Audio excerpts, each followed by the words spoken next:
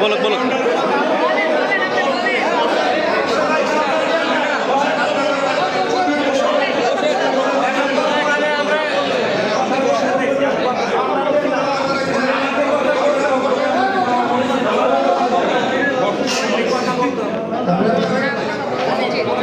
সম্মানিত সভাপতি মহোদয় এবং এই হাউজের সম্মানিত ব্যক্তিবর্গ, আমি মুফতি আনোয়ার হোসেন আরিফ, আমার বাড়ি নলকুড়ি, আমি মেরামদের সন্তান।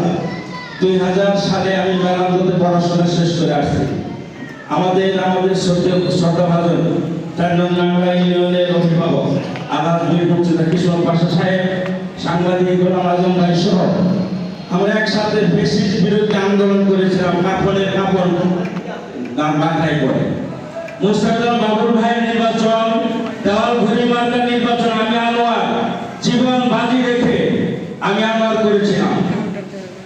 মাদারগঞ্জে এসএম হাই স্কুলের ফিল্ডে মির্জা আজমের বাবা যে রাজাকার সাব ডিভিশন তথাকথিত সাব ডিভিশন সভাপতি ছিল, রাজাকারের সভাপতি আমি আনোয়ার বুথ জিতিয়ে সেদিন বক্তব্য রেখেছিলাম।